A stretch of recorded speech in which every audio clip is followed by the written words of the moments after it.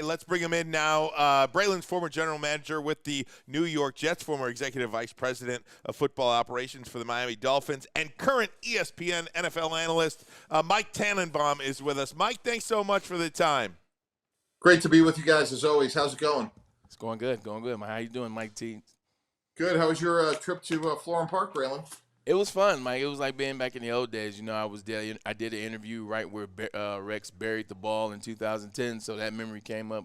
Mark and I talked about it. Mark and I were getting in trouble with everybody at practice, typically like 2009, 2005, but it was good to see that energy. And how about the production? Like, where all these stadium stands come from on both sides? We didn't get that in 2010, man. I feel gypped.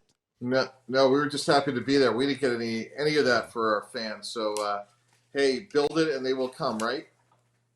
Hey, Mike, talk to me about, you know, when these guys like Braylon or Mark Sanchez go back to, kind of an alumni situation, you know, are you proud? Do you kind of look down as like kind of a little bit of a proud father? You see all these guys grow up to be men after their playing days and come back and still be part of the great organization and remember how special those years were when the Jets made it to back-to-back AFC championship games?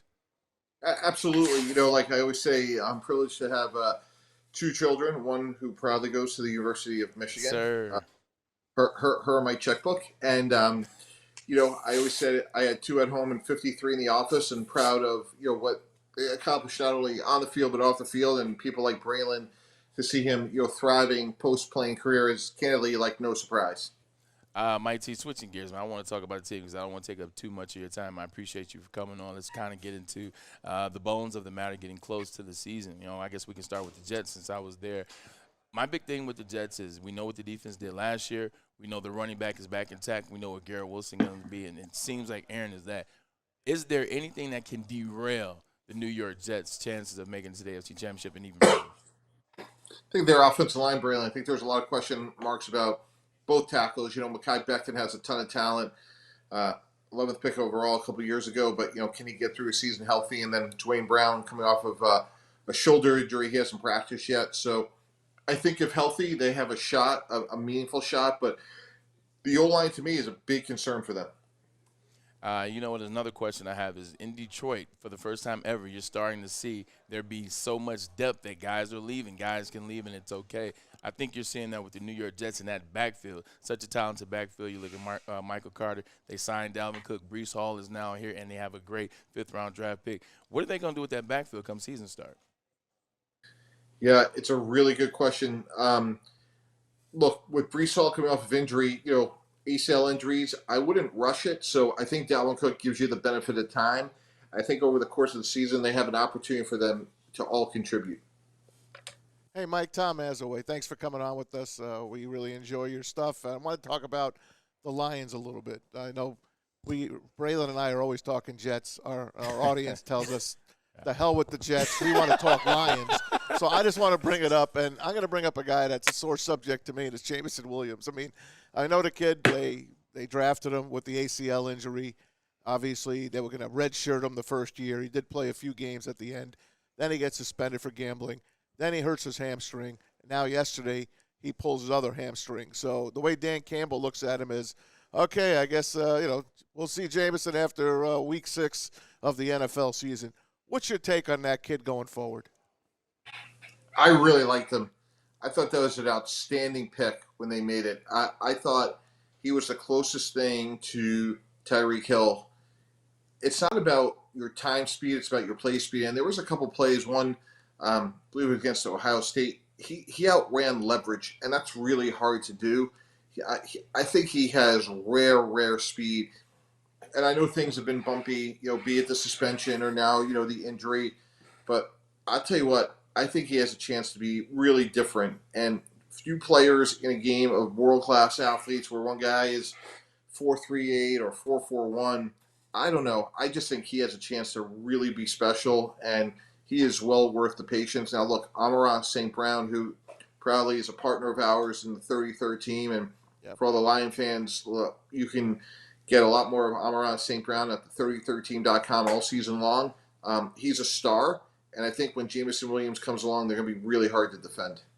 Hey, Mike, what goes into just being a general manager and whether a player like Jamison Williams can't get on the field because he's injured, or a high draft pick like a Trey Lance, we all have eyes. It just doesn't seem like he's the pick.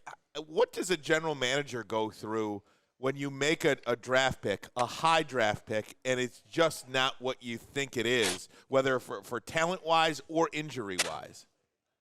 Agony. Yeah. Agony, in a word. Look, players develop at all different, timelines. In fact, earlier I was on ESPN this week talking about, I think it's a mistake to start Anthony Richardson or C.J. Stroud, the quarterbacks at developmental position. Jalen Hurts, Patrick Mahomes, the two Super Bowl quarterbacks. Neither guy started their rookie year, and I think that's meaningful. So I think you have to be patient, and I think you have to be right on the character. And what I mean by that, you got to love football. And if you love football, I think it's going to come for Jamison Williams, and I wouldn't give up on him. And I don't think Detroit would, given that their head coach and GM, were there when they drafted him. So you always look at your process. What did I learn? What could I have done better? But I think we're a ways away from saying anything about Jamison Williams not being a good pick. I was very, very bullish when they made that move. Hey, Mike, just looking around the NFC for a second, we here in Detroit believe that the Lions can compete for a Super Bowl. This is the third year in a row where they have head coach, offensive and defensive coordinators, just the same staff throughout. How important is that to a team moving forward? You look at Philadelphia, 2 new coordinators. What impact does that have? How slow of a transition is that for a team like Philadelphia compared to Detroit that's got the same staff for 3+ years now? Yeah, look, I think it's really important. And, that nucleus is together. Look, I know a lot of the guys. We hired Dan Campbell in Miami. He was our interim head coach. He was almost our permanent head coach. Ben Johnson was on that staff. I know Aaron Glenn incredibly well. Aaron was a guy that played for us at the Jets. We hired him as a scout.